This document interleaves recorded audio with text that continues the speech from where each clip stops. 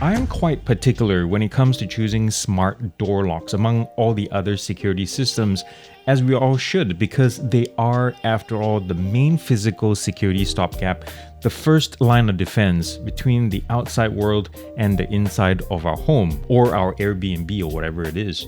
And I've been fortunate enough to have a few of these smart door locks come through my test bench. But this one, guys, even though it's designed to work with current door hardware as a retrofit, it actually might be my new favorite of any smart door lock, period. Even if it kind of looks like a can of spam sticking out of your door. For those of you who've never heard of SWITCHBOT, the company is quite known in the smart home space for creating products that allow you to turn some parts of your house smart without removing existing hardware. So they're basically made for those of you who can't be bothered too much about DIY. Like for example, they have the SWITCHBOT bot that attaches to your light switch and that flicks the lights on or off with a little robotic finger. Or how about their little clip-on robots that open and close your curtains or blinds? Pretty darn awesome stuff. But this is the SWITCHBOT Lock Pro, the new model, and the pricing for this is $120 just for the lock, $170 when you add the keypad touch, which has a thumbprint reader, and $200 if you add these two plus the hub mini. In the new model, there's also a new twistable dial, and it tosses basically the deadbolt switch of the previous model that could only fit certain types of thumb turns. The new one, in this case, comes with a bunch of adapters that fits practically all kinds of locks in the world. Is pretty darn awesome. In terms of power, the motor in here produces an average pressure of 19 bars, which, you know, if you're the lack of a better illustration, if you're a coffee person, you know 19 bars is a very good pump in a good espresso machine.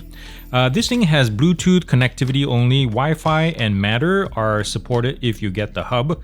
And in terms of battery life, there's a magnetic plate right here, really convenient, pops right off, and then you slot the battery in here, and it's super cool, guys. So let me move the legs up and then swipe them down again, and we're reconnected right there, and you pop them right in. So battery life on this is 9 months, which is pretty darn strong for just like AA batteries, or up to 1 year if you get the rechargeable dual power pack accessory. And I'll tell you what, guys, for $20 more, get the dual power pack accessory because it's so cool. How it works is, like in this case, you're tied to all 4 batteries. So if this runs dead, there is no backup. So when you pop this off, swap out the battery, or if you have rechargeables, you're basically leaving the lock dead in the water.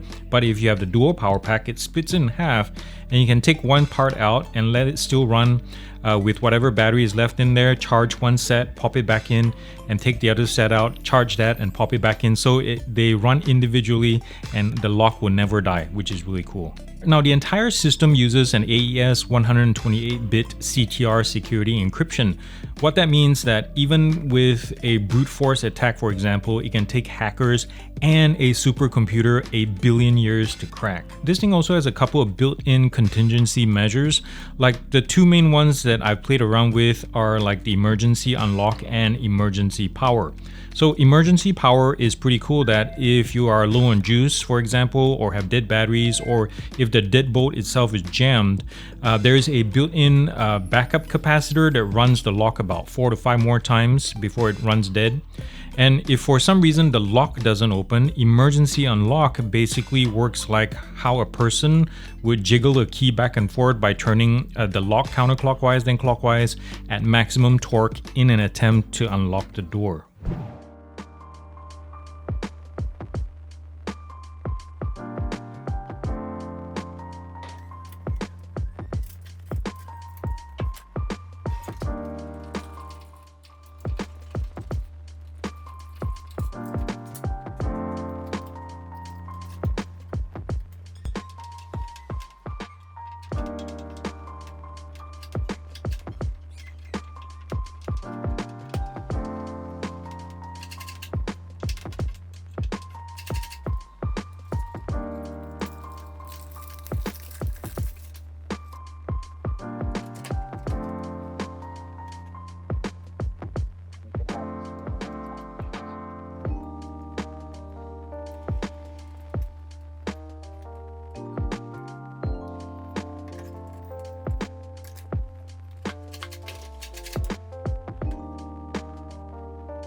A quick look at the SWITCHBOT app. Pretty clean layout to look at and to navigate between screens. All your paired SWITCHBOT devices are at the home screen, as you can see. Now, tapping the keypad takes you to quick settings for your password, fingerprints, and NFC card. And you can also quickly access usage history as well at the top. The icons on the top right here indicate connection statuses. In this case, it shows that the keypad is connected to Wi-Fi as well as Bluetooth. Now, I do wish for numeric battery levels rather than a cryptic graphic like this one, because it has numeric values deeper in the settings, so why not here?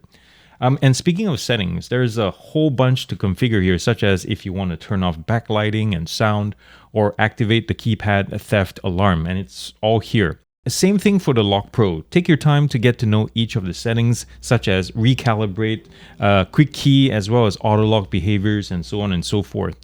And in terms of updates, so far they've been happening every couple of weeks or so, which is really nice to see.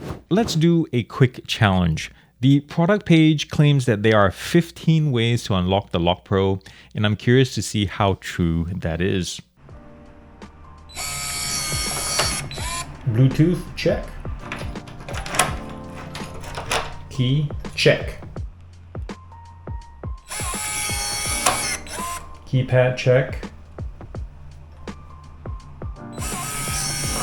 And thumbprint, check. NFC, check. Hey Google, lock dooryard door.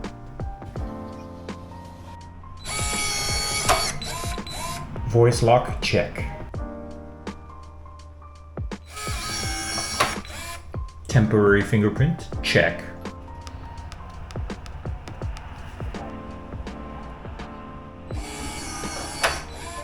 Temporary passcode, check.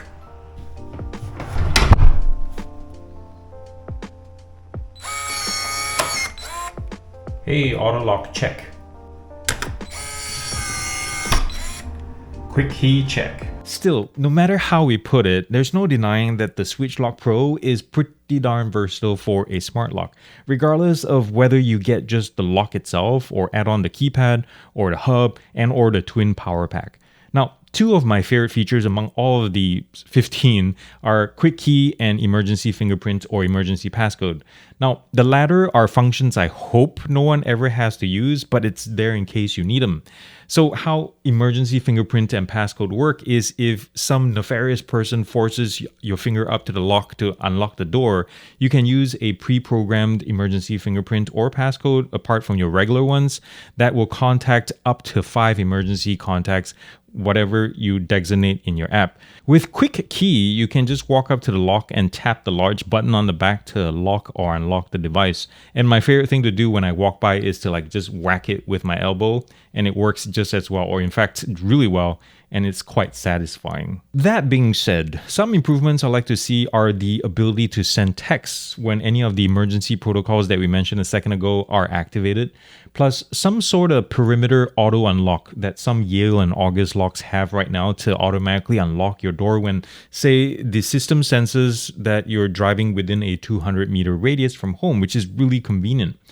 There seems to be something for that in the app under automation as it is right now, but for some reason, neither the Lock Pro or Hub are supported devices whenever I try to set it up. So unless I'm doing it wrong, it could also mean a future feature drop. Finally, a company that prioritizes what the customer might want to spend on rather than forcing odd bundles or expensive must-have accessories down their throats.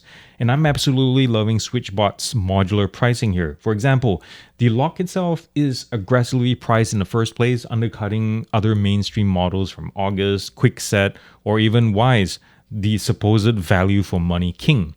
Or how about the game-changing dual power pack that only is $20, or that the price difference between the touch and the non-touch keypad is only $10? Now, SWITCHBOT does say that this thing is DIY free. It's all over the ads, in fact, but the install does require you to remove your thumb turn and, of course, put up the lock yourself because, this ain't magic, guys. But nonetheless, I can assure you that there will be minimal effort on your part to get the Lock Pro up and running compared to, say, a full smart lock kit like this. It's so easy that even a caveman can do it. What? Oh. Oh, no. know. Not cool. I did not know you were there. I can check. The only suggestion that I have in terms of the installation, and this is not in the manual guys, is that before you tighten down the back plate, be sure that all your deadbolt, nibbly knobs and rods are aligned, especially so that your cam slot slides smoothly. It's not hard to opine in your mind the very first time you see this thing in the flesh, or even as you're watching the B-roll, that wow, this thing is bulky. And let's be real here, deadbolt retrofits won't be as compact as full smart lock replacements, but I still do wish SWITCHBOT had made other colorways to match your door color, therefore blending this wart of a lock better. Because as it is, those with doors painted other than black are pretty much SOL.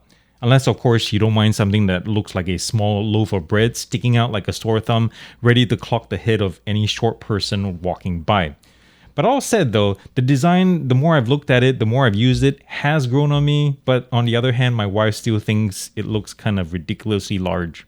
Sometimes, when you need it the most, like to activate the lock or to check the alert history, the app, especially when you launch it fresh for the first time, either will take a few seconds to refresh the main screen or is slow to actually connect to the device itself. This behavior isn't unique to the Lock Pro. I noticed that it seems to be more common with battery-operated smart products. Now, this is done in order to save battery on the device side, so like event logs and device statuses in the app aren't updated constantly in the background. So there's always going to be a 1.5 second, 2 second delay loading important screens, like in this case, lock, unlock, and so on and so forth. It's not a big deal for a lot of people, but I thought I'll mention it anyways. I absolutely love the convenience of having AA batteries for the lock. So I'm not 100% sure why the keypad uses a CR123A battery instead. Sure, these kind of batteries like last forever and ever compared to others, but practically everybody has AA, AAA batteries lying around the house, so why not have them as the standard power source for these kind of battery powered gadgets? So yeah, if you can get past the bulk, or if SWITCHBOT can finally start giving us more color options to better blend the lock with your door paint, this really is the lock you want, guys. And I'm not shilling or paid to say any of this. I genuinely think that the Lock Pro is the kind of smart lock that other brands in fact should be mimicking at this point. Now, who is this for actually? So I think it's fantastic for anyone wanting to retrofit their current favorite deadbolt with something smarter, or for anyone wanting a lock with tight matter integration, or anyone who just wants a bloody, reliable, and outstanding lock. And for all of that, because this thing is so good, SWITCHBOT's Lock Pro gets my vote for Smart Lock of the Year. Well, there you have it, guys. Thank you so much for watching this review of the SWITCHBOT's Lock Pro. It's really an awesome product. Check out the links below if you like. And thank you so much for watching this, for spending time with me today. You could have been doing something else altogether, but the fact that you're here means a lot to me. Thank you so much. If you like what I do, guys, remember to like, subscribe, share this with your friends, get the word out there about TNTT. And again, remember to do something loving and kind for somebody in this world, because guess what? If you haven't looked outside or seen the news, the world needs it more than ever, and it starts with you. I love you very much. Peace out and God bless.